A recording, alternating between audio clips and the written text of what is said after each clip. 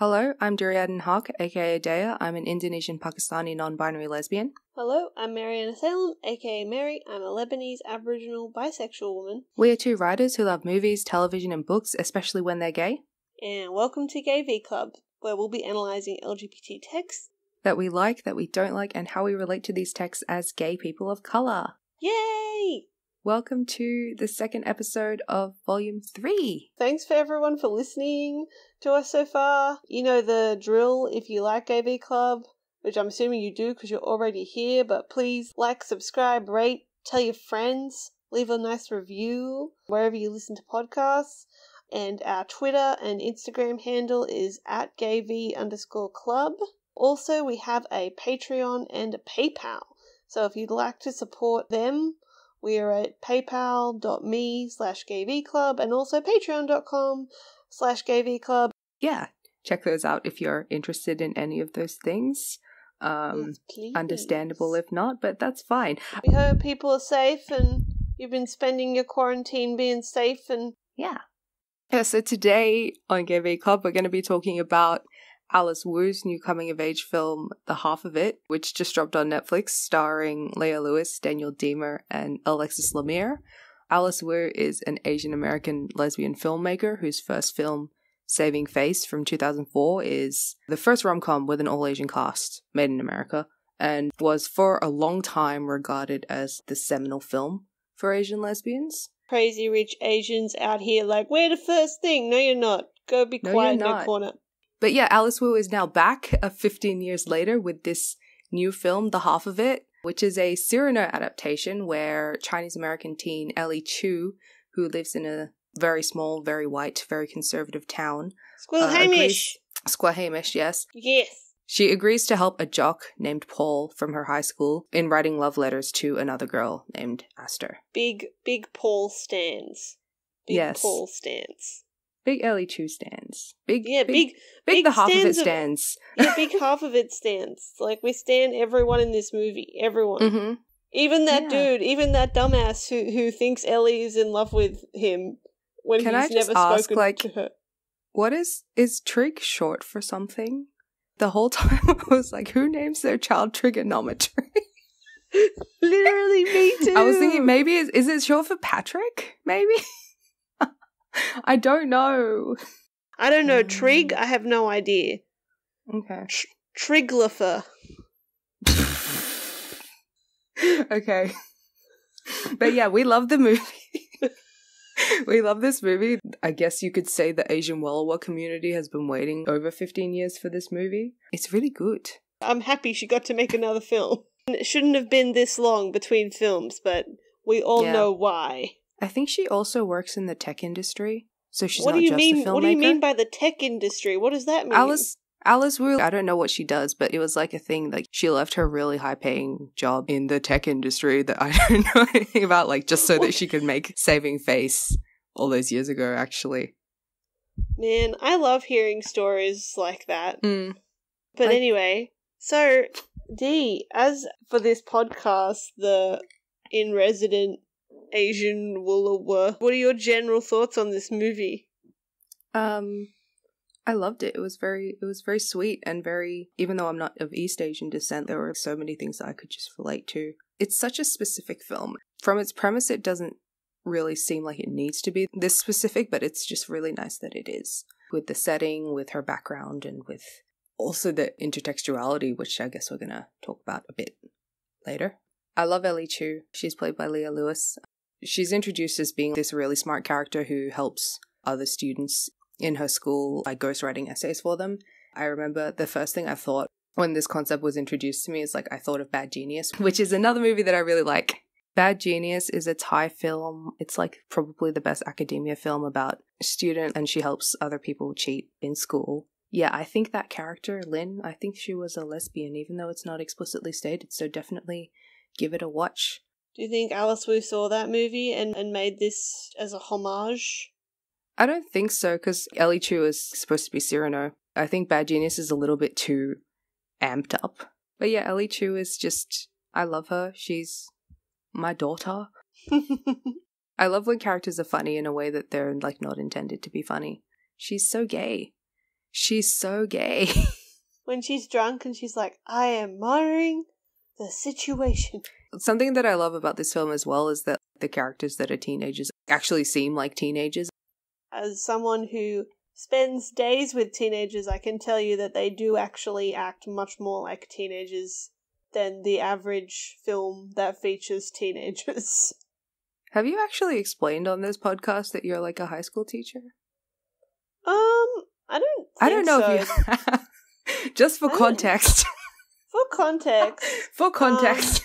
Because that's such a weird thing to say. For context of my life, and for me talking about teenagers like I have some authority, I am a high school teacher, which is why you'll hear me say on this podcast that I work with teenagers a lot, because I do, because that's how I make my money and spend a lot of my time. So, yes, I'm a high school teacher, I teach English.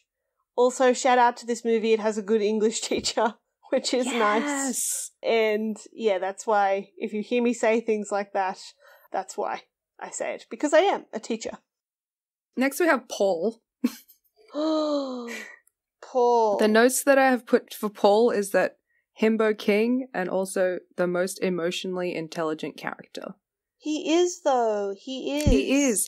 I'm thinking about it now. I think all the good himbo characters often are the most emotionally intelligent characters in whatever they're in. Yeah, because what they lack in academic smarts, they make up in heart smarts. Like Jason in The Good Place. Yeah, and all the other himbo kings. Like Steve Harrington's.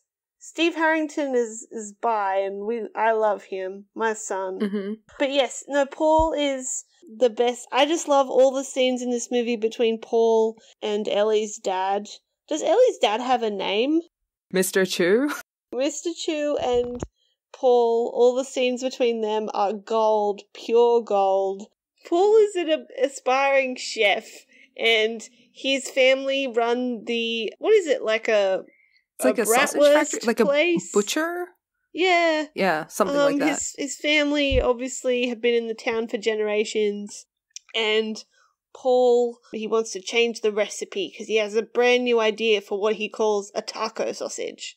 Also, for the record, like, he talks about this through the movie. Don't watch this movie on empty stomach like I did, because you'll just come out being like, I just want a taco sausage. And the worst part is you have no idea what a taco sausage actually is, what it tastes like. But anyway, there are all these adorable, wholesome scenes when Paul keeps telling Ellie about the taco sausage he's created and how it's delicious, and Ellie, like, refuses to try it. But then there's this scene where he makes a taco sausage for Ellie's dad, and Ellie's dad tries it, and he thinks it's delicious, and so she tries it, and she's like, oh my gosh, this is great, and it's so wholesome. I just hope how Paul is giving everyone his yummy food, and it's so sweet. And it's just really sad because in a way you want Paul to be with Asta just because he seems to want it so much, you know? Even though you know that Asta doesn't really like him. Does that make sense? Just because, I guess you so. know, Paul is doing all this stuff. I don't mean it like in that misogynistic way of like, oh, well, he put all this effort in, so he should have her. But it's like, it just seems to be the thing that will make he's so happy. But yeah, all the scenes between him and Asta, you can tell he's really trying. He wants to really be this guy, but he's not. Even though he's so emotionally intelligent, he just doesn't gel with Asta for obvious reasons. Asta Flores is the pastor's daughter, and she's the girl that Paul is in love with because she's pretty and smart, as he states in the beginning of the movie. He writes a really terrible love letter, which he asks Ellie to, I guess, rewrite or edit for him, and she agrees because she's low on money. So the whole movie is like Ellie kind of ghostwriting for Paul in this way and developing an intellectual and emotional bond with Asta. You could also say that Ellie and Asta are both culturally isolated, just in different ways, and that Ellie and her father are obviously the only Asians in the town, and Asta is from like the third or second generation Latinx family. Because when you're the only other person of color in a situation, you sort of automatically You just know the other person. Yeah. I think she's also pretty isolated just because her dad is the pastor. I feel like if you're the pastor's daughter in a town that is very religious, there's a lot of pressure on you, and people probably form a certain idea about you that would also isolate you from everyone else. One of my favourite bad, cheesy teen movies, and it is really cheesy. I don't know, have you seen this movie? It's called A Walk to Remember. No, I haven't seen this. Is that a Nicholas Sparks movie? It is, I'm pretty sure it is actually, but it's about, essentially is a Nicholas Sparks movie, even if it's not a Nicholas Sparks movie, if you know what I mean. It is based on a Nicholas Sparks novel. There you go. I just googled it. Well, there you go. Anyway, this movie is about I was obsessed with this movie when I was 13. I watched it every day for a year. I don't even know why. Who's in it? Were you gay for Mandy Moore or something? Maybe on a subconscious level. I don't know. I really honestly can't tell you why. I still have the DVD in my room. Okay. I'm looking at it right now. But yeah, maybe it was Mandy Moore, because I used to there's this scene in that movie that I was specifically obsessed with, and it's like she's dressed in like this very silky gown because they're putting on a play, I think, and she takes her cloaky cape off, and her hair is all like beautifully done, and she's wearing this silky dress, and I was like, wow, she's so beautiful. So maybe, maybe so. But anyway, in that movie, she's the town preacher's daughter. And, it's one of those bad boy falls in love with the preacher's daughter kind of movies. And she talks about how, everyone expects me to be so good. And she is. That's the thing, though. She's actually, a perfectly squeaky clean person. I don't know. That's how Nicholas Sparks subverts the genre. He's like, the priest's daughter...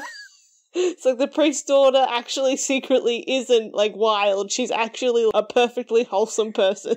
Okay. Subversion. But anyway, yeah, I don't know. I just felt like maybe there was a homage to that in this. Okay. Because that movie is also about the suffocating of small townness, and I also with the cultural isolation, I feel like this movie portrays the simultaneous isolation and suffocation you feel of being in a small town or a small city where everyone knows each other and everyone goes to the same places. I feel like this movie captures that really well, and how that makes everyone sort of not talk to each other. The setting is really strong. Yeah, the setting is very much an important part of this movie. It's very much as much a character. It actually defines all these people in a very specific way. And I really like the way that the movie uses setting. It's not just, we're setting it in a small town because it's interesting to set it in a small town. No, this is very much what it is to live in a small town and be a person of colour and also be gay, and everyone knows everyone else's business, and it's very stressful. You know the bit where she says, thanks for meeting me here. I didn't want my dad to find out, or... It's very small towny. I liked it. I like that about it. And how everyone in the town is isolated in their own way. Yeah. Because being in a small town is isolating within itself. Even Paulie, even my boy Paul, all he wants to do is make a new kind of sausage. And he can't. Because it's been the same sausage recipe for generations. Yeah. But, as I said to you, I think when I rang you the other night after I watched it, I love that Ellie lives in a train station. I think that's so cool. It's like an old-timey train station.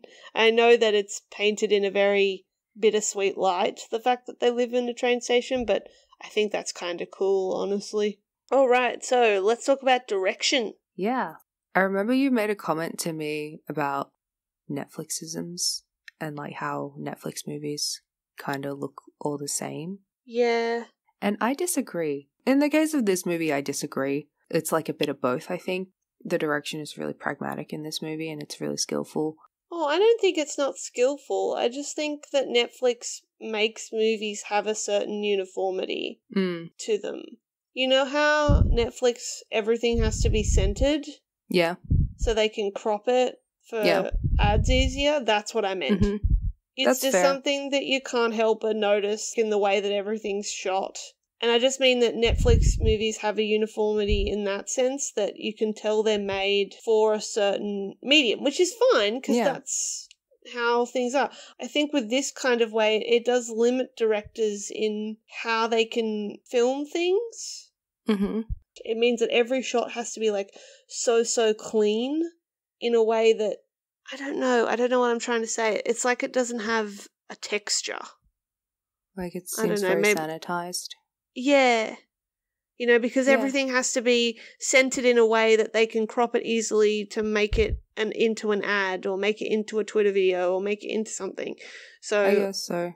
Yeah, that's what I meant. I didn't actually mean that it was bad. I just meant I think it actually probably gives directors less freedom about what they can and can't put into a shot. Yeah. That's fair. Anyway, no, I was going to say what you were going to say. Yeah, no, I do think, even though this is definitely true, and like you do kind of, it's very easy to get that vibe while watching it, there's absolutely like a lot of craftsmanship in this anyway, which I think is quite unique. Yeah. Netflix has a podcast called Watching With, where they get the directors or writers of their original movies to basically create a director's commentary. And Alice Wu did do one, and I listened to that. And yeah, it was a very interesting director's commentary. It was very different to most director's commentaries that I've listened to before, because she was very focused on the technical and like basically justifying every decision that she made. She never once mentioned anything about like making things so Netflix wanted to. Every decision seemed very symbolic. It felt very English teachery in that way, kind of. Woo! Like it was very explanatory, that commentary, which was nice. And there were nice comments throughout anyway. So yeah, if you do like the movie and you're interested in filmmaking, I still think it's very nice to see. I don't think that half of it feels as sanitized as other Netflix movies. In fact, I don't even think most Netflix movies are that sanitized. I feel like if you changed nothing about this movie except had the A24 logo smacked on top of it, people would be having very different conversations about the direction and be like, oh, this is so atmospheric and controlled. But like, because this is Netflix and Alice Wu is a lesser known non-white, non-male filmmaker, it's dismissed as like a lower form of art, and no one wants to pay attention to the direction. Even though I know you don't mean it in a bad way, lining things up in the middle and making your shots symmetrical isn't even a bad thing. When Wes Anderson does it, people go crazy. And even if the purpose is to help the people who prepare the marketing material crop it easily, like you still end up with a really beautifully staged film. I don't even think the movie is that symmetrical anyway. It's just shot very carefully, and the cinematography is very warm, and there's a very nice intimacy to this film, which I think is rare. I rewatched Saving Face recently, and I have to say the half of it is actually so much better. There's definitely this sense of absolute control. Like, it's very meticulous and pragmatic. Like, Alice, she just had this in the bag, even though it's only her second film, and even though she had a 15-year hiatus from directing. I said to you, because we were talking about this with Desiree as well, and you feel that with Cameron Post as well. But I feel like for Desiree and for Alice, they're women. Not only are they women, but they're women of colour, and they're also both gay. I don't think they have the room that, say, a straight white male director would, to just be like, oh, this is my second film, I can just make mistakes and if I do my best. Like, no, they have to actually, like, because I feel like they have to be ready to justify everything they're going to do anyway. And that's why those movies, especially their first movies are feral, because they've got to be to get noticed, and then second movies are meticulous, because you have to prove that you deserve this. And I don't think that's a bad thing. I think it's actually quite beautiful, because it means that you make these very careful and thoughtful films. I don't know, I don't want to compare them, because I feel like Saving Face and half of it are made for two very different audiences. Yeah, absolutely. And so I don't think there's a value in going, this one's better, but technically I can see that Alice Wu has grown a lot, and I love to see it. I love to see it. I love to see a director like growing in the course of their work. And was there any like really cool things that she mentioned in the commentary? No, just like your standard thing. I think something that there's the whole thing about lines in the movie, the way that the shots would be kind of divided to show them like being on separate sides and things. And there's a really fun moment where she's talking about the diner scene, and you know how it's like two different text conversations happening at once, and like everyone telling her that she wouldn't work. She's like, no, I was going to do the one car Y flip, zipping from one end of the screen to the other, and she actually did do that, and it worked really well. So that was like a cute detail, and I like that she referenced that specifically. And also there's a lot of stuff that I didn't notice on the first watch, like kind of the way that the duration of the shots would set the pacing and like the intimacy of certain scenes, and it's really nice to listen to. It is really beautiful, and I love the color palette, especially there's a lot because of green in the movie. There's a lot of cool colors, but the way they're presented to you is in a really warm way. This is a really warm film. This is just such a wholesome, lovely film. Even though it's got this love letter aspect to it, like it's ultimately about friendship, and I love movies like that. It's about all the different kinds of love that are in our lives. Yes, it's about all the different kinds of love, because there are so many. And I love their relationship between Ellie and Paul, because they're just two baby 15-year-olds who are like, they don't know what love is, and they're trying to learn how to articulate that. And the way that it's written, like the script is so good, because you really get that sense that this is definitely being told from a young person's perspective. Yes, I especially love this. I was telling you about this, how I love the scenes where Asta is talking about how she feels about being a part of that group of friends, and how she talks about how when you're pretty, no one wants you to like them. They want you to be like them because it makes them feel pretty. And when you're watching the scene, the 4 other girls want her to wear the scarf, and they all look the same. They all have the identical scarf with the identical hair and the identical outfit. And you can tell watching that scene that this is obviously not what actually happens. These girls don't actually wear the identical thing, but that's how Asta feels. And I really like how you feel this is what Asta is seeing, and this is what she's feeling. So in those moments, you more feel what she's feeling rather than just see it, which is really cool. I love movies that actually use perspective to show perspective rather than just showing the character. With your, they're 15 years old and they're babies, and they don't really know what these things. That's why I like that it doesn't end with them being together, because I'm like, you're babies. You don't know. I know. Hey. This is a coming-of-age movie. I think a coming-of-age story requires just one thing for it to be good, and it's the ending needs to feel like a beginning. Oh my gosh, that's the best thing ever. I think it's weird that if you, like, for them to end up together, like, it feels very final. Even though there is that soulmate allegory, Greek mythology allegory, you don't meet the love of your life when you're that. Like, you need room to grow, and I like that the ending gives them all that, I don't know if Ellie and Asta are soulmates. I don't know. Yeah, I don't know either. I don't think they are. I think that they helped each other understand that was possible, but I don't know if they actually are. And I think that's why the ending is really good, because they don't know what they might be to each other in the future, but they know that they'll remember that moment of their lifespan. And how they spent it together, and that's more important than continuing it. I love the premise of these kids writing love letters, but they don't really know what love is. And like, you have Ellie in the beginning referencing a lot of the media that she's seen in order to kind of work that out for her. So there's a lot of intertextuality throughout the movie, like a lot of references to other texts, which I love. I especially love that in the first meeting scene with Asta and Ellie, it's like she's dropped her Remains of the Day book, which is a novel by Kazuo Ishiguro, and it felt like so specific to me watching that, because it's like, yes, I love this author so much. Like, I'm not a super Remains of the Day fan, I'm more of a Never Let Me Go person, but it felt so specific to watch this movie, because it's like the first thing they do is reference this repressed literature. It's really cute that the movie has that. And then throughout the movie, you see Ellie and her dad watching some movies together. The first movie that they watch together is Casablanca, and it's really cute because this is like after she's agreed to meet with Paul, and they're watching the final scene, which is obviously like, this is the beginning of a beautiful friendship, and I think that's really cute. And They were the only references that I got were the Casablanca references. Oh, okay. Because I very hard relate to sitting with your dad and watching Casablanca. My dad's favorite movie is Casablanca.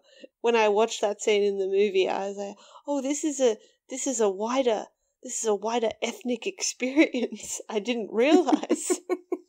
but yeah, I have watched Casablanca many times because it's my dad's favorite movie, and I've watched it with him, and so I got all the Casablanca references, and I really loved that. Yeah. This is the beginning of a beautiful friendship. Yes, that Very is much essentially the so. vibe of this whole movie. And like all the other movies that they watch, they all have triangles in the same way that this movie has triangle, like with Yes. Ellie, Paul, and Esther, like all that, like, you know, they've got their golden trios. Another film that's referenced is Wings of Desire by Wim Wenders. That's I don't know if you'd like this film, Mary, but I really love this film. It's about an angel who falls in love with a human, but she can't see him. Oh. And like she can't hear him, but I think it's a nice little metaphor as well for the feeling of being a closeted gay person as well and liking someone. So yeah, that's a really nice detail, and there are lots of really nice homages to Wings of Desire throughout the movie as well that I like. I think I like the intertextuality because it's kind of a stress on wanting to see representation, or like especially when you're gay, like finding little pieces of subtext that you relate to. The stuff that's like very explicitly gay it feels like it's either inaccessible or it's too much for you. Like even Casablanca has loads of queer subtext in it. Also, they're watching Ek Villain, which is a Bollywood movie, like the scene where they're watching an Indian movie of a guy chasing after a girl on the train. I think just the trope of, you know, someone you love disappearing on a train or a bus or something and you never see them again is like my favorite trope in a movie. And this movie does it really well, but I love that they make fun of it, and it's really funny to me that they chose Ek Villain. I just think it's funny because there are so many Bollywood movies that you could have chosen as well.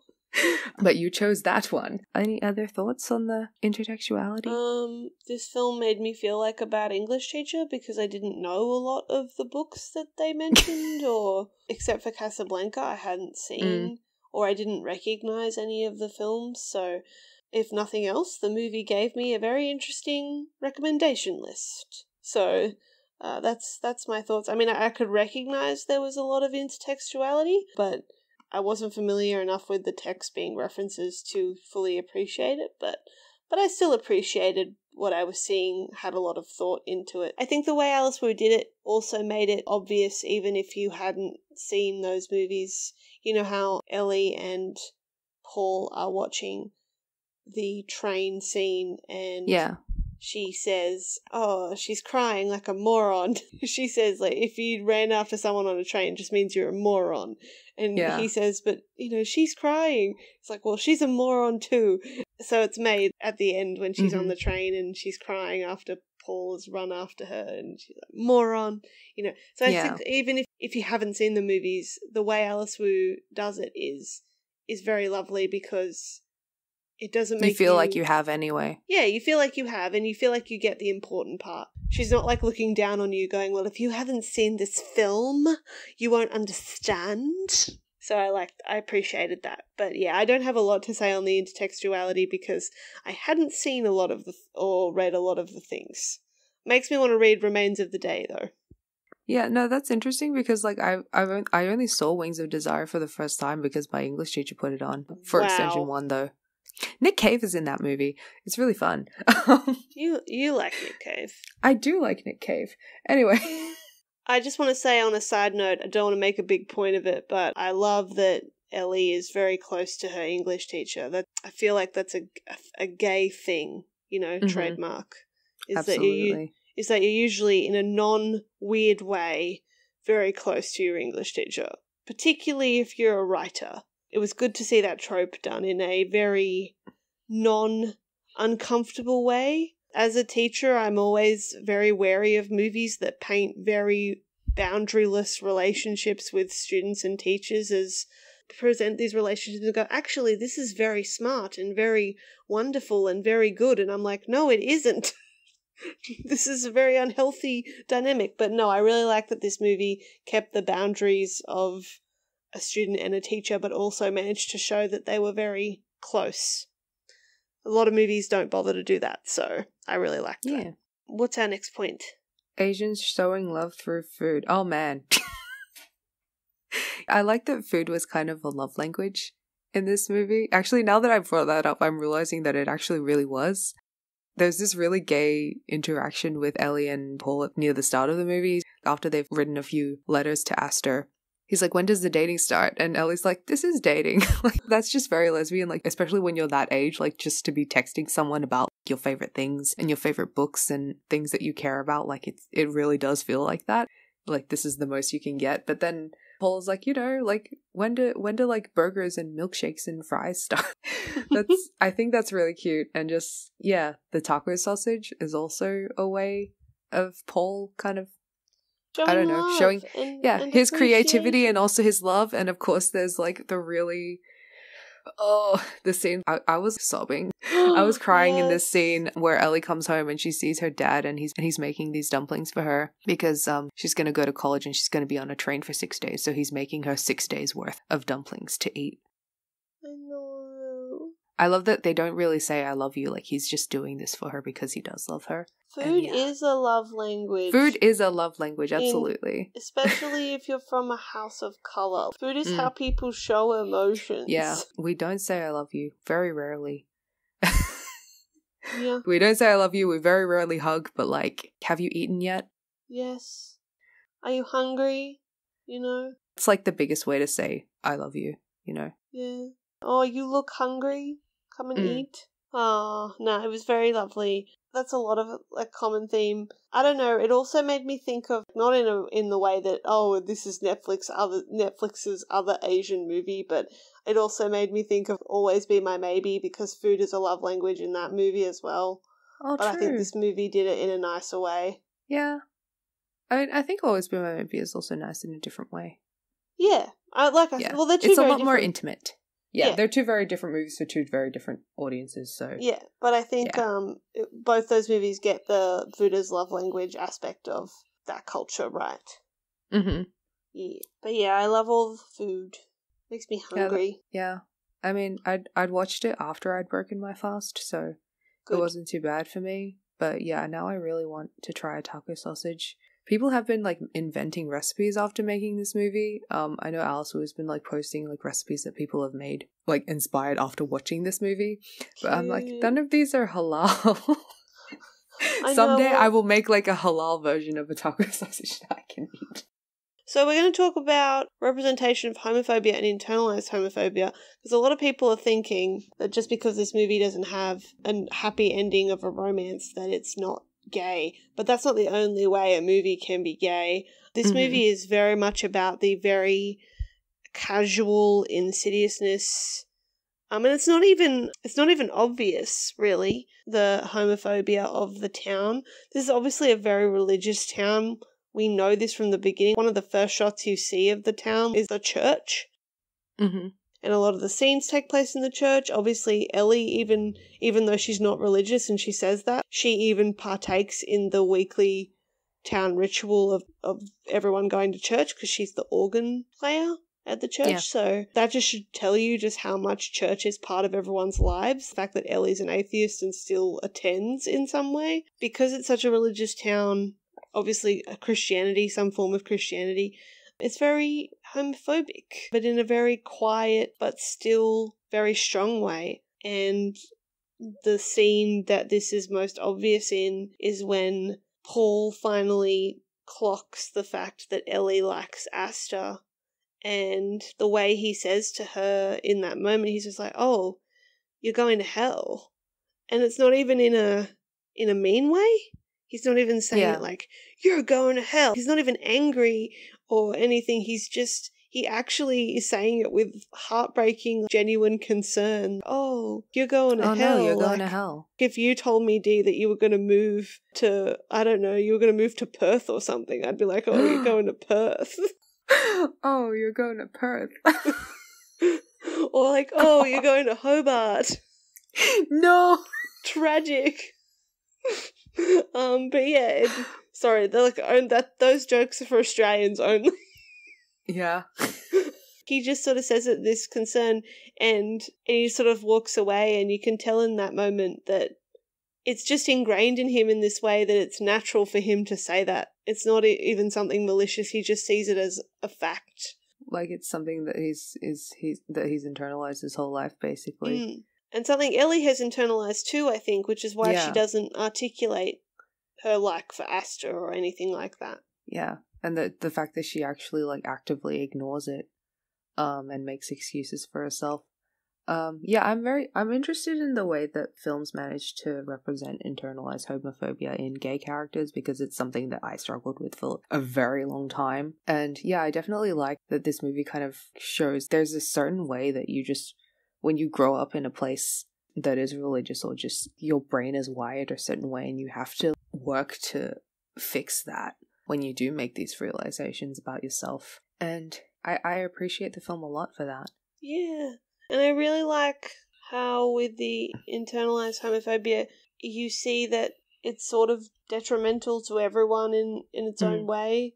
Not to say it's equivalent to Ellie's sadness, but, you know, Paul thinks like, oh, I can't be friends with this person anymore. That makes him sad, and, you know, Ellie loses her friendship over it. And I think I read a quote from Alice Wu that essentially what she wanted to do was make a film about what it was to break up with a friend.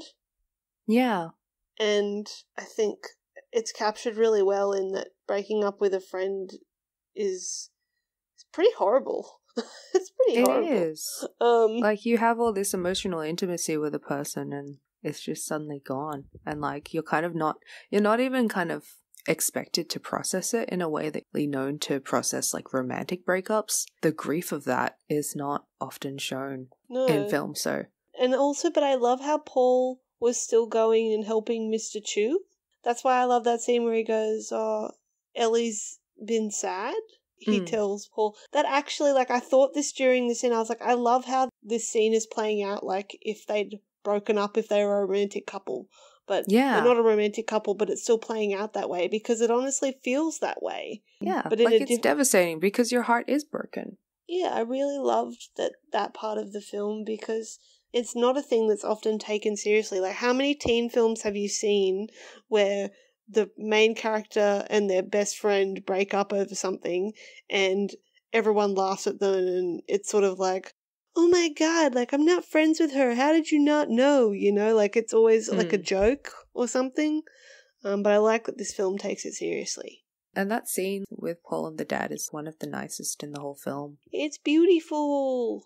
It is really beautiful. I love, even though the dad is speaking Mandarin because he's not very confident with his English, Paul is listening so hard because he can feel what he's saying, which is really nice. And I like that interaction. And the next thing it goes to is the final big scene in the church. And it's like that conversation with the dad has given him the strength to do what he does. Yeah. Oh, that's so true. It's just so nice and wholesome and just lovely, like, to have that strength. And I love the church outburst scene. It is truly the best. Truly the best. I'm a big fan of the contagious outburst trope, you know, like when someone, like, you know, stands up and says something dramatic and it gets everyone around them to, within the society, not even like the main characters, just to start saying shit. Yeah. Like, I love that so much. And this happens in Saving Face as well, when the main character goes and crashes her mom's wedding. Oh, yeah. So, yeah, I think this is something that Alice Wu likes as well. It's because it's so funny, but also it's so strong. And so, like, when they all stand up in the church and start, like, doing speeches at each other, it's so good. Like, it really gets you. Yes, right it is in the so heart. And I also love how in this one, when it happens, the priest is just like, thank you, that was very odd. Because Paul's just like, there are so many other ways to love. And the priest is like, thank you, Paul. And I just love it. I just love it because I love the trope of a character is not familiar with what's been going in the main plot, coming in on a very random moment. And yeah, I love that that's the bit, and he's just sort of like, I have no clue what's happening here. And you, like, watch this whole unfold where Ellie's like, no, and everyone's like, what? Yeah. When she, like, stood up and was like, no, I gasped. Like, oh. And I actually forgot that there's a scene like that in Saving Face. So, yeah, it's a lovely little parallel. Yeah, it is a nice little parallel, I think. Am I at my last point now? Are you up to your not gay enough point? Yes, I am. All right, excellent. Let's do it. Okay. As I've said a few times before on GayV Club, I don't really like romance, which is, of course, pretty contradictory as someone who is obsessed with gay cinema and who has a podcast where I talk about gay cinema, because romance it's just like the easiest way to portray sexuality. But I do really love this film for portraying lesbianism specifically as a part of your identity, that it intersects with being an isolated immigrant minority, and I'm just so thankful for that. And it's weird because, like, since its release, even though the reception for the movie has been widely positive, I think the biggest negative complaint that I've seen is that the movie isn't gay enough. Boo.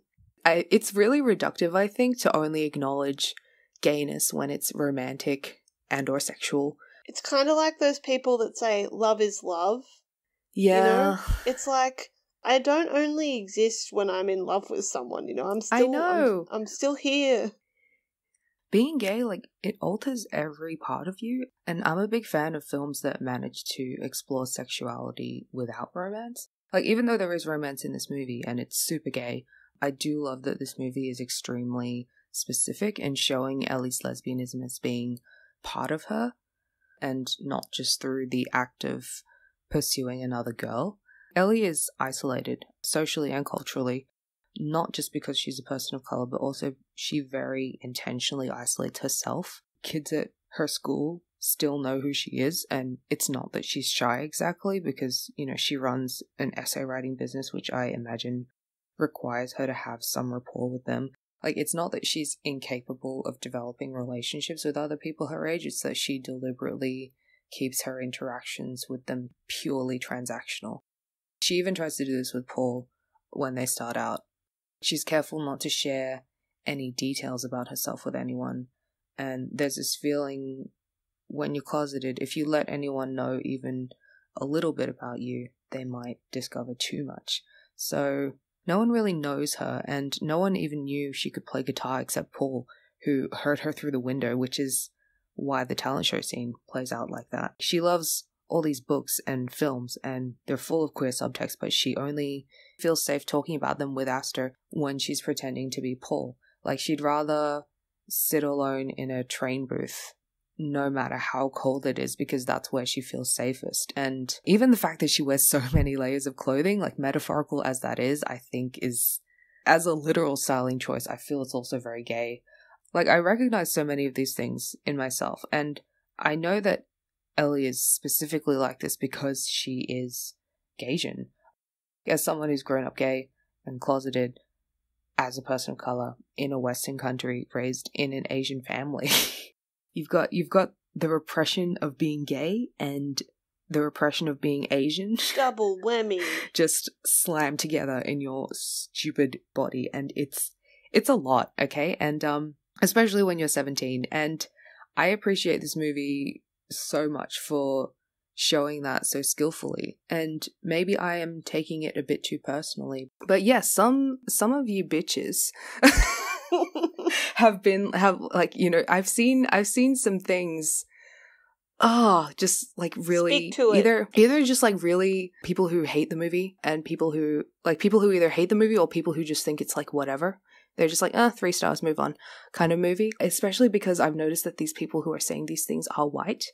And white demons, all of them. It's actually kind of funny because, ironically, remember when the movie was, when the trailer dropped and the way that the movie was being promoted, I was worried that it wouldn't be so gay, you know? Yeah, because they use Paul in the trailer a lot. Yeah, because they use Paul in the trailer a lot. Like, I was actually worried about this, but actually, you know, when I watched the movie, like, it was actually done in a way that then I really found out he was himbo, and I was like, yay. Yes, yeah.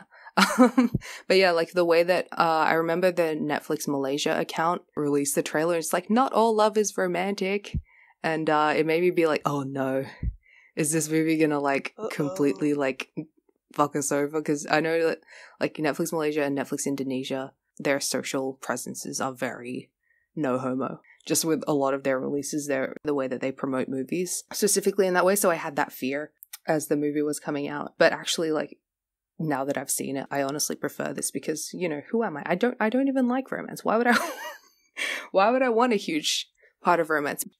But back to the white people that are saying that this movie isn't gay enough. The white devils. There's a part in the celluloid closet where a filmmaker says something like, watching romance movies, I would always have to translate what was happening with the straight couples on screen to my life in order to relate to it. So when I started making movies, I was able to say to straight people, here, it's your turn to translate. I forget which filmmaker it is, but yeah, it's something that is said in the celluloid closet. And I think this concept of like translation applies to race as well. I think people of color are very used to having to translate the white stories that we see on screen to see how they fit into our lives. So like when a gay film with a white and usually American lead comes out, we're supposed to kind of accept that as being a win for us as well. And sometimes it honestly does feel like that as well, but I feel like white people certainly aren't used to doing this translating like at all, because historically they've never had to. Not just within LGBT cinema, but within movies made and released in the West, like they are the default. Like they always see themselves, so they obviously don't use... They don't have to use their brain. Yeah. They don't have to use their brains. They don't have to actually be like, how can I actually relate to this character that's very different to me? They don't have empathy. Can I just say there's actually been psychological studies done on this, that white people generally have less empathy than people of color because they've never... my God. No, I'm not even kidding you. They've actually done psychological studies. I mean, I believe it, but also it's like a generational ingrained thing, because not only do you in your current era, that your current body that you are living in, if you are white, not only in that instance do you not have to care as much about other people, but that has been taught to you, you know, by previous generations. So it's like an intergenerational psychological horror. So yeah, I don't think it's too far-fetched to say that white people just can't empathize with people of color in movies. That's not just because they're used to seeing themselves in movies. That's because they genuinely can't empathize with people of color, with people that don't look like them. They genuinely can't do it. Once they're adults. They found like different results in children, because kids don't have the same biases generally when they're younger. That makes sense. But yeah, I feel like when white people watch something like The Half of It or The Handmaiden or even Moonlight, I think at best I've noticed the way they'll often call these movies quote unquote important, but they won't actually like them. They'll be like, oh yeah, this is not for me. And it's true, like even though movies like with this kind of representation, movies like The Half of It, even though it's not specifically made for white people to watch, like there's still something that you can absolutely learn from the movie anyway. There are still like very universal experiences that you can see and relate to that I think apply to everyone. And like things that, you know, will, I guess, enrich your perspective and help you to think about other people. Like, no offense, but if I can watch a movie about a white teenager and still find something to relate to in it, like I'm sure you can too. Yeah, like if I can watch a movie about some French lesbians in the fucking, I don't know, 17th century and be like, oh my God, this is me. Yeah. Like you just have to do the work. Like I'm so used to having to translate. Why can't you do this? And why can't you, like it's sad like to see the dismissal of these people that won't translate it. Yeah, like if I can watch a movie, that won't make this cultural translation. If I can watch a movie about Elton John and be like, oh, I relate to this. Like I'm sure you can do it. Yeah. So yeah, I think people who are saying this, it's sad to see the film being dismissed this way. Not too many people are doing it anyway, and that's good, but like that's just my main gripe with the reception of this movie and the things I've seen. And it's a good gripe. Say. It's a worthy gripe. Again, like it's not even as if the movie isn't the way that they regard this stuff as being not gay enough. It's kind of like everything about Ellie's identity and like her behavior is very much because she's very specifically gay, very specifically Asian in this specific setting. So yeah, if you actually bothered to translate, you would realize that. And I think we should encourage that translation in things, because specific stories are very important, and specificity is how you get to say the really important things. Allyship means nothing without empathy. It really means nothing for you to say representation is important if you're not going to empathize and understand why. And the easiest place to practice empathy, because it is such an important thing, is by watching movies made by people who don't look like you or don't live like you. Literally just empathize. And TV and movies is a great place to practice your empathy in a very relaxing way. Yeah. You know, you don't even have to go out. In a way that's very harmless. You don't even have to worry about, like, stuffing up. Yeah. Like, how can you watch something wrong? Yeah, you can't. You can't watch something wrong. So, I mean, you can watch it wrong if you don't translate, if you don't do this cultural translation. That's the only way. Allyship is nothing unless you have actual empathy. And if you can't manage that, even sympathy is good. I would not say that the movie isn't gay enough. I would say it's very gay, especially for, like, the kind of setting and the kind of audience that it's for. Like, these are teens that literally don't know what love is, and I think that all the interactions between Ellie and Asta are just, like, so incredible. Are just so, like, it's really funny the way that they're written, and also, like, really nice. And there is, of course, you know, the iconic hot spring scene. Oh, yes, we haven't even talked about that scene. We haven't even talked about that. So yeah, I specifically brought it up this way so that we could talk about it last. Oh, good. Two girls chilling in a hot spring. Chilling in a hot 5 spring. feet apart because they are gay. Because they are.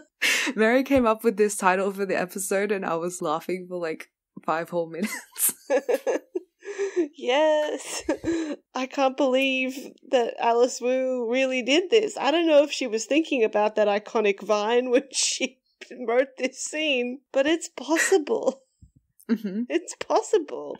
But yeah, what a pretty scene, the way it's filmed. And honestly, like, I cannot believe that Asta has had one conversation IRL with Ellie and she's like, I'm going to take you to my super secret special place. Like, how gay of you. I know, but yeah, that's the thing. Like, she gets the vibe from Ellie.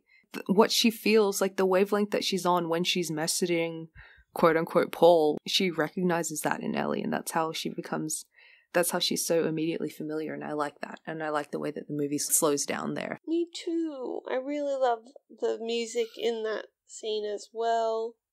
And I love the line, even though I'm not quite sure what it means, but I love the line, gravity is matter's response to loneliness. And then, when she says that, when Ellie says that, her head, like, moves closer to Asta. It's really sweet. Yeah. They just, like, float. They're just floating. They're just floating. It's just real nice. And I love how they swap clothes in that scene. I also love the way that they're treated. A lot of the time in shows about teenagers, obviously the actors aren't teenagers for various reasons, but I still love the way that Alice Wu was like, no, this is a movie about teenagers, they're going to act like teenagers, and I'm going to film them like they're teenagers.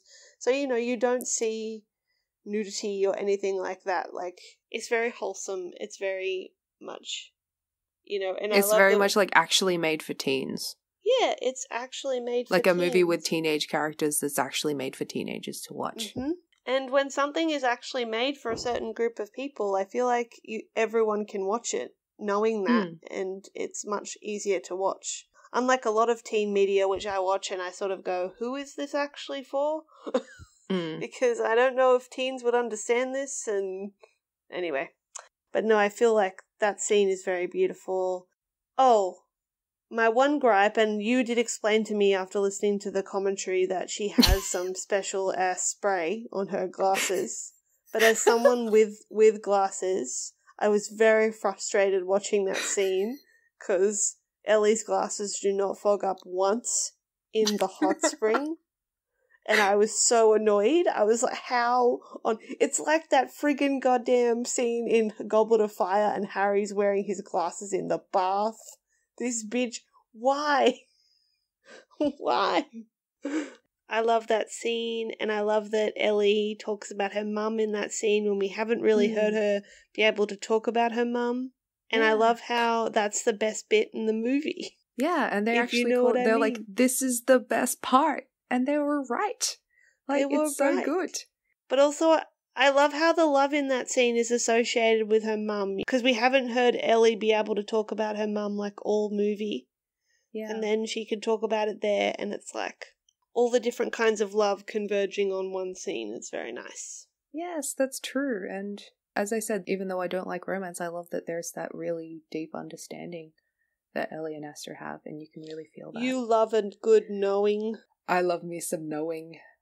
Also, I do really love that Joan Chen is the mom, even though she doesn't appear in the movie, like she appears in photos. Joan Chen was also in Alice's last film playing the mom, so it's nice, like, call back to that. Aww. Thank you, lesbian ally, Joan Chen. The Alice Wu cinematic universe. The Alice Wu Joan Chen is your mom cinematic universe. I hope to see more of it. I would like to see. Yes, we would all like to see more of it. Was there anything else? What is this? Give me one good movie kiss and I'll be alright. Oh yeah, I was going to talk about the kiss scene in that way. Like, that really did make me feel like another gripe about people saying that the movie wasn't gay enough.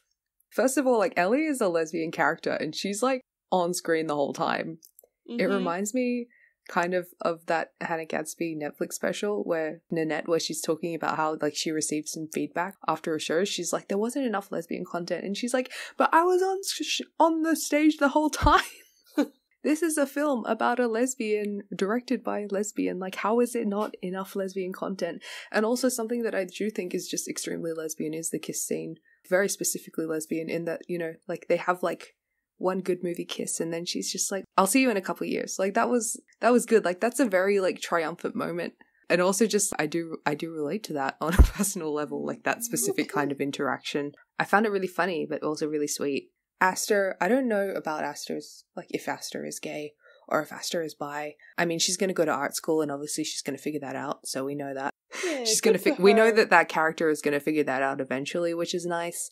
And I like that Ellie gives her that encouragement to pursue her art as well. Yeah, the knowing. But yeah, I do like that shot of Ellie riding away on her bike and she's at peace. Give me one good movie kiss and I'll be all right. And she is all right. Like, you know that she's all right. I love that shot looking up at Ellie as she's riding her bike, and it's like looking up at her face and the sky is moving past her. It's a really pretty shot. I actually didn't, I don't know, I blocked the tag on things so I didn't see anything. I actually didn't think they'd kiss and I wasn't expecting it, and so it's just a nice surprise. Yeah, like, I wasn't actually expecting it at that point in the movie. I don't know if I even care about the romance.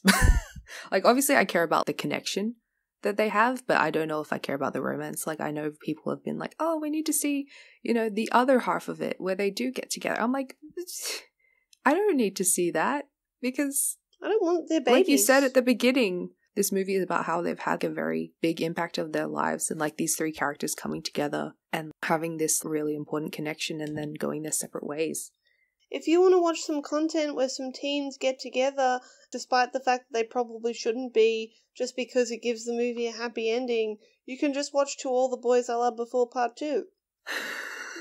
That movie confuses me so much. Or literally any other teen movie. Literally any other teen movie. But I just want to say, I'm so confused about To All the Boys I've Loved Before Part 2, because that movie spends a whole movie telling you how Lara Jean really doesn't want a boyfriend. She really doesn't enjoy. She really isn't emotionally ready to have a boyfriend. She's not having a good time at all. Maybe I sound old saying this, but like, yeah, she's not ready for it. Like, and you don't have to be. But I'm not. But like, it would have been nice. You're not saying that like it is as an older person. We're saying that as two people who watched the movie and watched how stressed she was this whole movie. I'm like, girl, just don't. You don't need to have a boyfriend. When I was a teenager, I did feel the way kind of Lara Jean, like that kind of obligatory way. Like, yeah, I should have a boyfriend. Haha. But boom ching. And we all know how that turned out. I don't know. I literally never had that. I'm really happy for you that you didn't. I was like, no, because that sounds stupid. It's a very toxic way to think when you're growing up, and like you're not really taught anything else. So I think the half of it is a gift in that sense. Even though it's positive and like it doesn't make you feel like you have to end up with someone or like you have to have like a romantic relationship with someone. Like sometimes it's nice to just vibe with someone and to, you know, have intelligent conversations and be like the same intellectual wavelength as them and change each other's lives in that way, in a significant way. But it doesn't have to be, I can't think of another word, consummated. I guess with a romantic relationship. It doesn't have to be like an earth-shifting romance to do that. No, it doesn't have to. It doesn't have to be romantic to do that. It doesn't need to be solidified with a confirmed romance. Again, sometimes you just need one good movie kiss and that's it. Exactly. Okay, I have some points now. Yes. My first point. Because Dee and I both wrote some points for this movie, and my first point is simply Paul is Steve's boyfriend. Now, to elaborate... Steve who? Okay. To elaborate, we haven't really... I mean, we do talk about Stranger Things on this podcast, but in passing most of the time. But, you know, we watch Stranger Things like the rest of the world.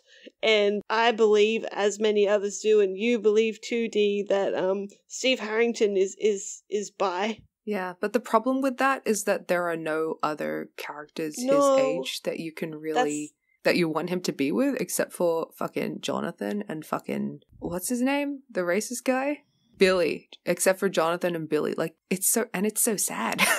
There simply aren't enough characters in Stranger Things. Just side note, like, I think it's really weird the way that people ship Robin and Nancy, even though they've literally never interacted, just because they're the only two girls of the same age in that show. Yes. It's stupid. Like, it is really Stranger Things is so stupid for many reasons. Sometimes, occasionally, I see people, because I follow people who posted, like, Steve content, because Steve is the best in Stranger Things. And I had to block all these ship tags with Steve, because people ship Steve in the worst scenarios. People ship Steve with Billy, and I'm like, he literally wanted to kill this guy. He carried around a bat in the back of his car for a year in case he ran into this guy. And honestly, who wouldn't? But that's not in canon, but people were like, why did Steve carry around that bat in his car in Stranger Things 3? In Stranger Things Season 3, they don't even explain to Steve that Billy has been possessed by the alien thing. Like, no. Steve is just like, oh yeah, this guy who I hate, we absolutely have to kill him.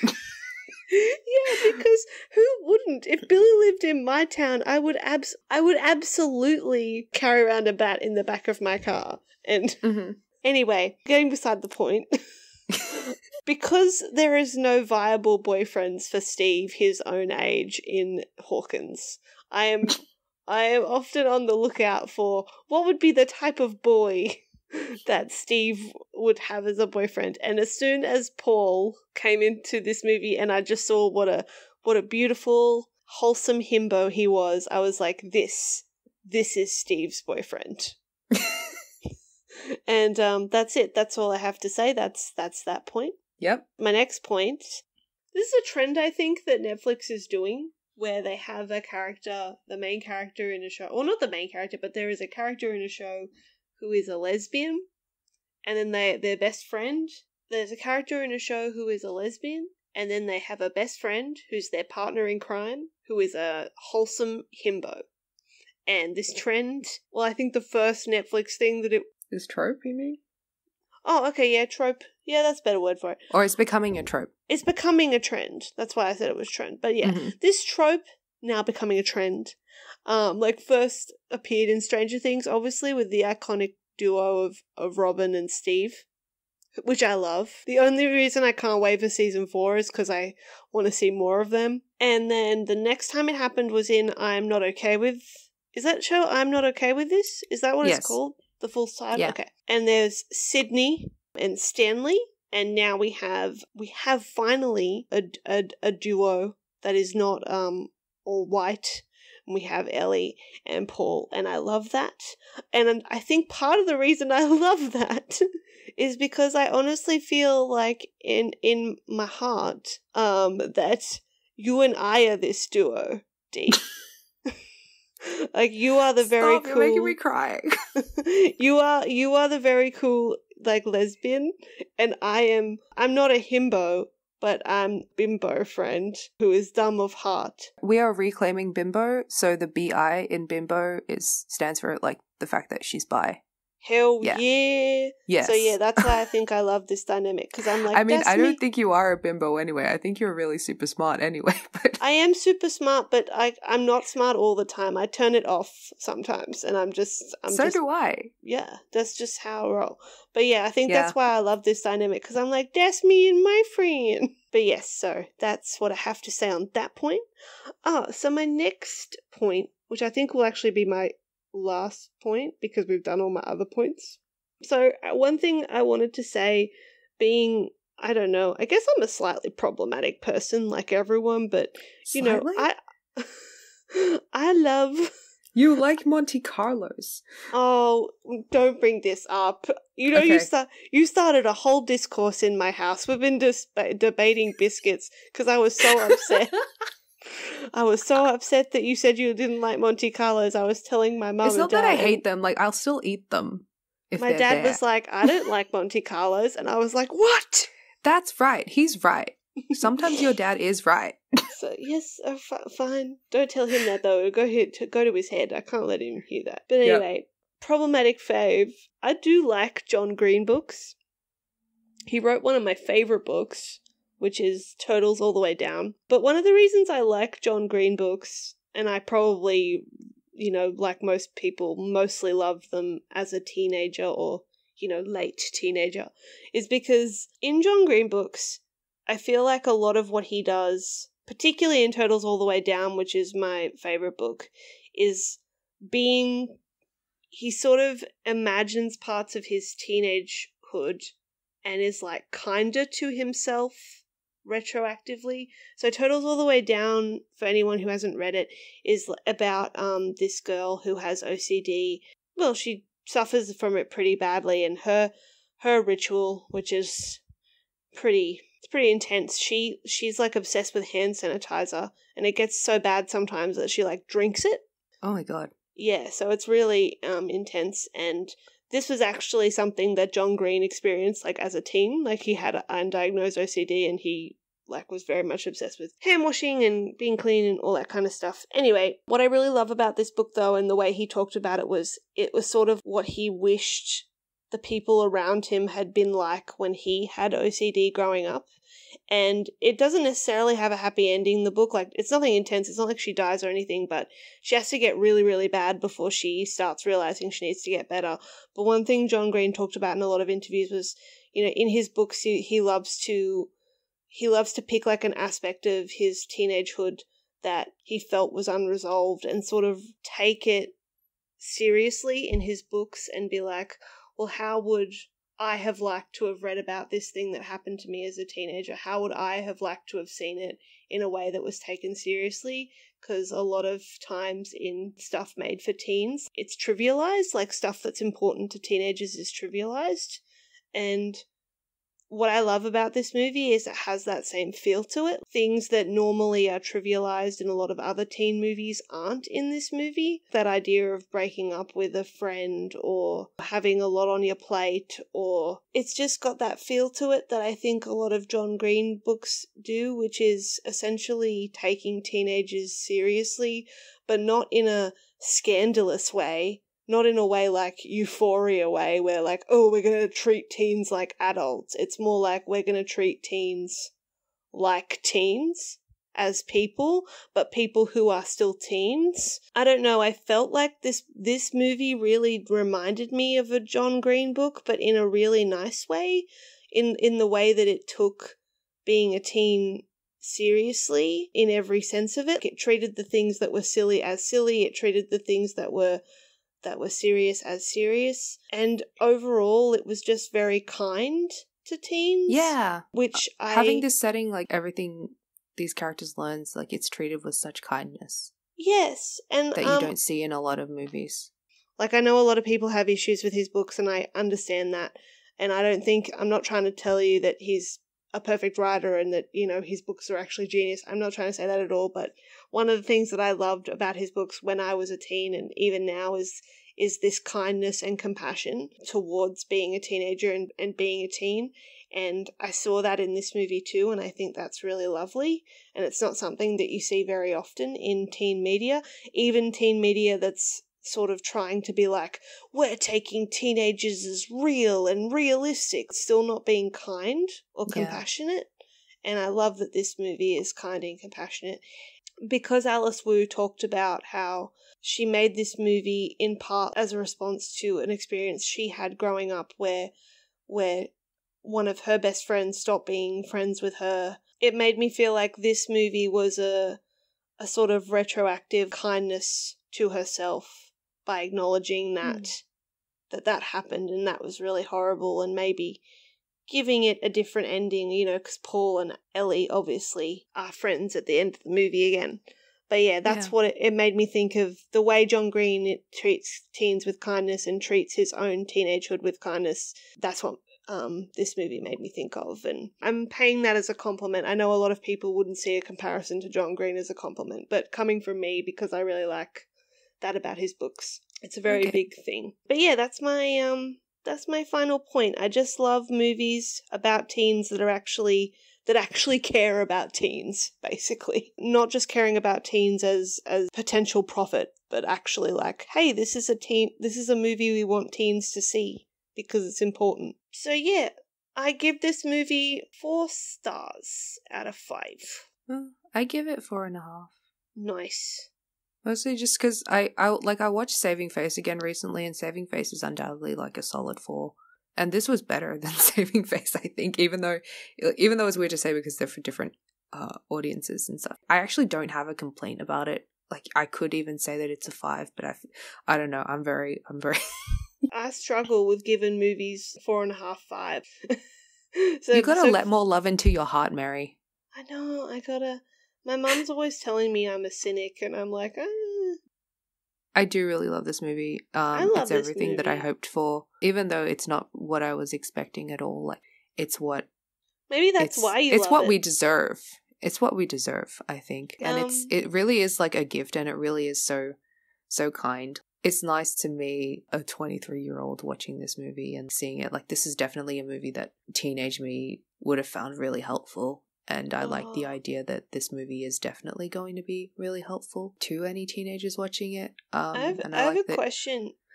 Yeah. Do you ever get like jealous when movies like these come out for teens and you're like, man, I wish I had that? Or do you just... Yeah, absolutely. I mean, I do feel it a little bit, but I think overall, like I'll think first, damn, I wish I had this. But then my next thought will be, I'm so glad that younger people today do have this. I feel that way whenever any big gay movie comes out, you know, even if it's like of varying degrees of quality, sometimes they're still like what you need to watch at this age, because I wouldn't say a lot of my favorite movies are even that great. I would just say that I watched them at a very specific time in my life where it was, you know, really impressionable, and also it affected me, or like it impacted me in a very specific way because of the way that I was feeling at that age. I think that's everyone's favorite movies, though. I think that's why showing people your favorite movie is never what you think it's going to be. Yeah. Because you realize, oh, this person is not going through what I went through when I was watching this movie. Yeah. I'll tell my friends, yo, this movie I really love is bad, but I need you to watch it so you can understand my psychological issues.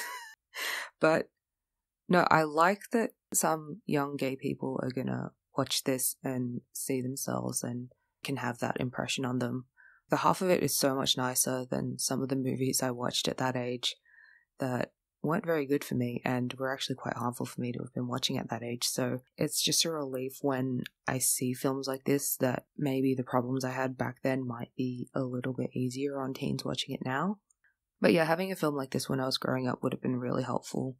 When I was finishing high school, I would obsessively watch coming-of-age movies, hoping that they might articulate what I was feeling or even show me what to do at this time of my life, because I had no clue, and they would just make me even more depressed because they'd end and I'd be like, I can't do this. I'm not white. I'm not Shailene Woodley. So I like that Ellie's sexuality is portrayed in this very specific way for Gaysians through her everyday behavior, not just through her romantic interactions, in a way that's not super overt, but still present. Mary and I are relatively confident in our identities, so we watch this movie and we kind of laugh and go like, this is so gay of her, but it's not extremely obvious for everyone, and I can imagine people watching this movie and not realizing until even Paul does. It's funny because there is a scene maybe halfway through the movie before he realizes, when Ellie starts to list all the reasons she likes Asta, and she catches herself because she's so scared that Paul is going to realize what she is, and you can see the fear in her eyes. But it doesn't even occur to him. It's not just internalized homophobia. Gayness it can be something that you're just completely oblivious to, that it doesn't even occur to you. And I think what I love most about this movie coming out is the thought of a young teenager watching Ellie behave the way she does, hiding herself the way she does in this extremely specific way, and seeing themselves in her. And when the penny drops, finally, in this movie, possibly realizing things about themselves that may never have occurred to them before. I do like also just that this is an accessible movie. I listened to Alice Wu on a podcast called Query. I feel like whenever established filmmakers release a Netflix film, they're always asked like, oh, why would you go to Netflix? Because that's a whole thing that I don't want to get into now. But yeah, Alice Wu, she liked that, like, this is, you know, obviously a very important movie that be helpful for a lot of people to see, not just the kinds of people that it's about. If you had a theatrical release, not many people would go to see it. Not many people would choose to go out and like watch a movie like this, but in the privacy of their homes, they would feel comfortable hitting play on a story like this. That's so true. Yeah. You know, streaming distribution has a whole load of issues, but this is something nice that came from it. Yes. Oh, I never thought of it like that, but that's so true. There are definitely just certain movies certain kinds of people wouldn't go to see. And also not just for those non-white, non-LGBT audiences, but also just for young gay people who may be closeted, who don't feel safe going out to see movies like that because it can still be dangerous. Access is important. I don't think we can really have the conversation about representation without talking about access. No, God no.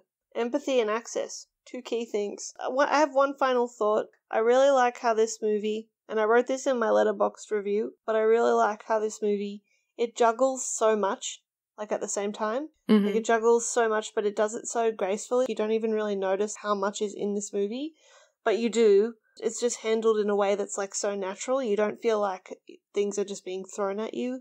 And I just love how this movie is realistic, but at the same time it's optimistic as well. And that's really hard to do, because a lot of people think being realistic is being pessimistic. That's true. But it's not. It can be being optimistic as well. It just depends on the way your characters see their situation. And yeah, I just love how this movie is so complex. And you can see the complexity of it, or you can just see it as a really lovely, simple movie that's... Yeah, like so it's really fun and goofy still. Like, we're talking about it in quite a serious context, but this is like a very... It's so feel-good, funny. corny movie, which I love, and I think it's very important. I think it's also important as well for younger gay people to have access to age-appropriate content for themselves, and it's nice that this movie has that. And again, with the whole coming-of-age genre, I like that the ending feels like a beginning, and I think that's something that's important to see. I think we were going to talk about similar films. Just to end, we were going to talk about similar films.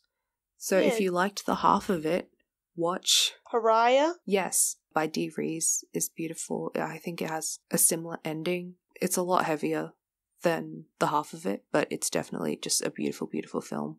Something that I was reminded of while watching the half of it was Billy Elliot as well, where the ending feels like a beginning. Same way with Pariah. Another one is Saturday Church. We love Saturday Church. What's her name? Isn't it in that movie from Pose? What's her name?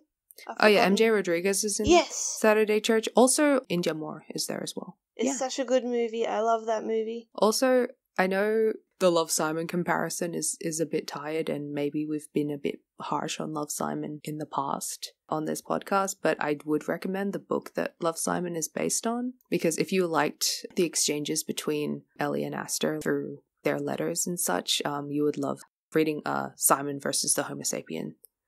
I think that's the title, or Simon versus the Homo sapien agenda, or something. That's it. The letters between him and Blue are really sweet, and the emails between them are really sweet. You read them and it's like the cutest shit ever. Like, it's so wholesome. Also, like, that book is like a perfect slice of time of 2012 Tumblr, which is kind of bad, but also pretty funny to read if you were on the internet during that time. It does feel a little bit John Greeny, and I mean that kind of in a negative way at times. Okay. But yeah, it's worth reading. Also, yeah, watch Saving Face if you haven't. Alice Wu is great. She is great. I hope Netflix gives her a couple of films, you know? I hope she wants to make more films. And yeah. Or maybe she'll just go back to her mysterious job in tech.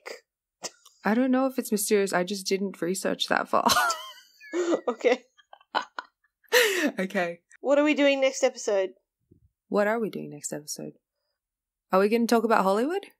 Yes! Yeah. We are. Okay, so next episode we're going to talk about Hollywood, and also The Seven Husbands of Evelyn Hugo, and also BoJack Horseman. Yes, The Seven Husbands of Evelyn Hugo is a book, by the way. It's not a show. It's a book by Taylor Jenkins Reid, and we're going to talk about the way. Obviously, the things that these three texts have in common is that they're about Hollywood and the way Hollywood treats people, and also treats marginalized people, and how working it also in their industry can aggravate power dynamics between people in a really horrible way. If you want to, please watch Hollywood on Netflix, because we will be talking about that and reviewing that. If you haven't, watch a bit of BoJack Horseman. And, yes. If you're a quick reader, try and find Seven Husbands of Evelyn Hugo and give it a read. I'm the slowest reader ever, but I read Evelyn Hugo in one night. I devoured that. Same. Book. I read it 2 days, really. It's just a very quick read because it's very entertaining, I think. So, yeah, we're going to talk about that next episode. So thank you for listening to GayV Club. Again, if you like us, please like, subscribe, rate, leave a nice review on wherever you listen to podcasts. Tell your friends.